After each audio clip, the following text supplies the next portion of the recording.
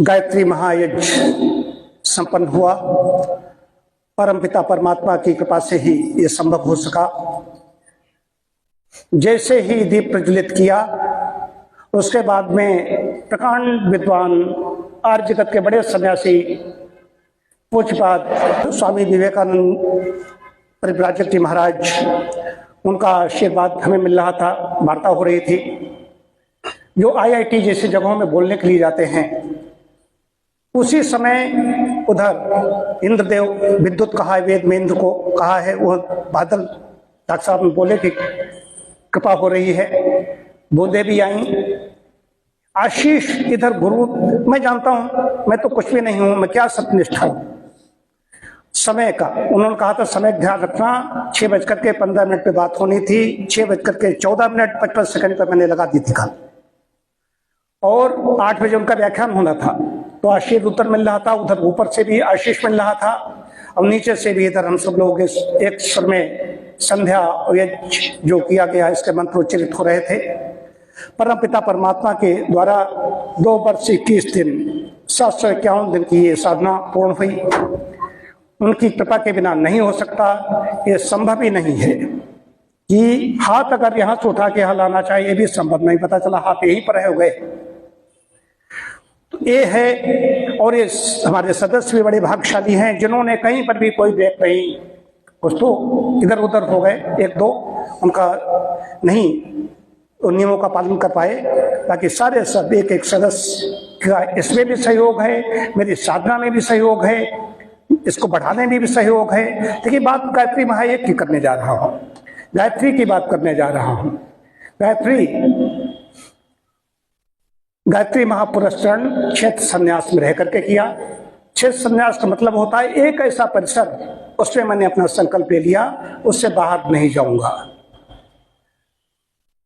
तो 1 वर्ष 10 महीने में एक बार निकला हूं, एक बार मार्च से लेकर दिसंबर तक। उसके बाद में 2025 में निकला हूं 5 बार, और अभी तक ये मार्च चल रही है, इस वर्ष में भी 2 बार निकला हूं।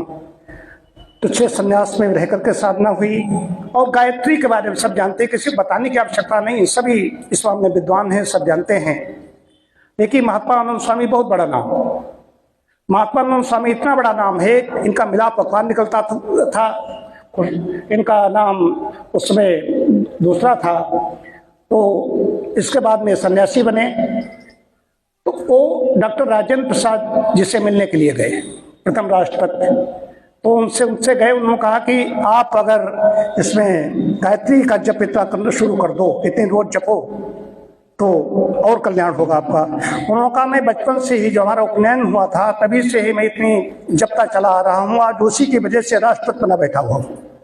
फिर चाहे तिलक हो, चाहे मालवीय जी हो, महामना मालवीय हो, सबके बारे में सब गायत्री गायत्री गायत्री गायत्री जप का इतना महत्वपूर्ण है, आप करके देखिए। सारी दुर्भावनाएं, सारा सब कुछ विलीन होता चला जा रहा है। शांत चाहते हो, आनंद चाहते हो, सुख चाहते हो, गायत्री नित्य लोग आप व्रत ले लीजिए। एक व्रत सब ज्यादा नहीं, आप 6 मिनट, 10 मिनट, 11 मिनट, 5 मिनट कुछ व्रत ले लो कि इतना मुझे जप करना है तो करना है। तो ये परमात्मा की कृपा से 26 लाख प्लस मंत्र हुए। 24 लाख का महापुरस्चरण होता है, उसमें 24 लाख ही काउंट किए जाएंगे। जैसे अभी 756 आहुतियां पढ़ी, इसकी 756 + 7 पढ़ी, लेकिन उसमें 700 ही गिनी जाएंगी, ऐसे ही उसका था। 8 छोड़ी जा रही थी, लेकिन 26 लाख 425 ये मंत्र कल सायंकाल तक हो चुके थे। जब आगे भी रहेगा, लेकिन अब अनुष्ठान नहीं है, व्रत नहीं है। तो व्रत ऐसे पूर्ण हो पाया। आप सबके आशीष हैं, शुभकामनाएं हैं। और तभी नहीं तो जैसे कल भी मैं कह रहा था, जैसे कोई भिक्षुक, कोई याचक, कोई दीनहीन व्यक्ति पथ पर कहीं जा रहा है और उसको खजाना मिल जाए, तो ठीक वही मेरे साथ हुआ। मैं खजाना पड़ा हुआ मिल गया, मुझे बहुत बड़ी थाती मिल गई, मुफ्त में मिल गई, कुछ करना नहीं पड़ा, ऐसा मिल गया। कि 2 वर्ष 21 दिन का बैठ पाना, कहीं जाना नहीं। अगर प्रयागराज गए हैं, मथुरा गए हैं, मथुरा में डॉक्टर साहब साथ में थे, प्रयागराज मनोज मिश्र हमारे सदस्य लोग थे, जाकर के 16-16 घंटे में वापस आ रहा हूँ और कोई बाधा नहीं पड़ रही। वहां जाकर के महाशिवरात्रि इतनी भीड़ है, 16-16 घंटे जहां वहां लग रहे थे लोगों को। गोविंद सब लोग हमारे साथ में थे, तो परमपिता परमात्मा की कृपा से संभव हुआ। मेरे ऊपर कृपा तो बनी हुई है, गुरु की कृपा भी है, जिनको मैंने गुरु माना भी आमने सामने नहीं हुए, प्रकांड विद्वान उनका आशीष मिला। और आप सबके शुभकामनाएं रहीं, आप सभी भी सुखमय रहें, सभी आनंदित रहे, सभी का मंगल हो, सभी का कल्याण हो।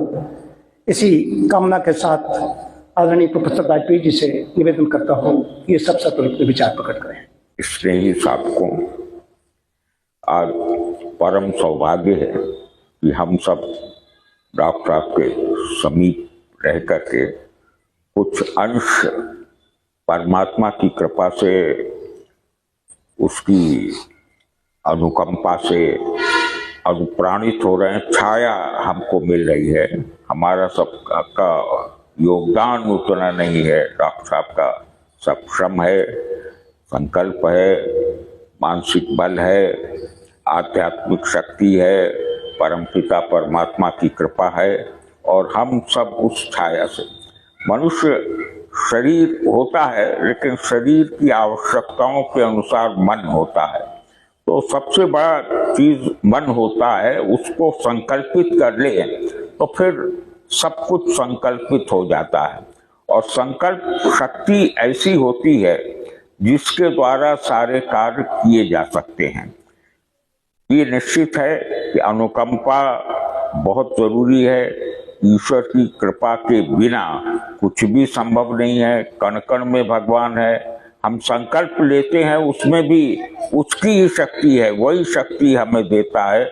उस शक्ति से ओतप्रोत होकर के जब हम संकल्प लेते हैं तो वो संकल्प हमारा पूरा होता है। और उस संकल्प को पूरा होने में हमको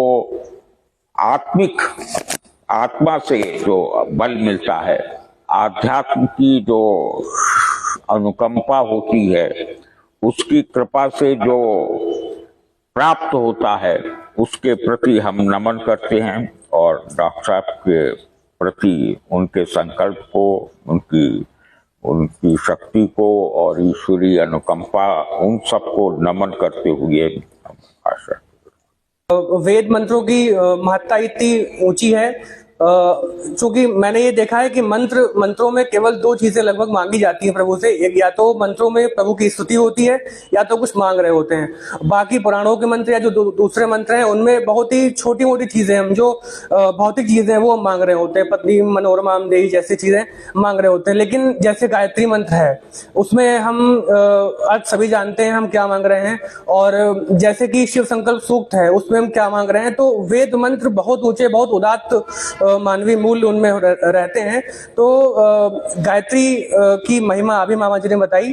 तो इस प्रकार वेद मंत्रों का उच्चारण सभी को करना चाहिए, गायत्री का उच्चारण सभी को करना चाहिए। और कोई भी छोटा मोटा संकल्प या अनुष्ठान जो लें उसको पूरा करें। सभी को साधुवाद, मामा जी को प्रणाम।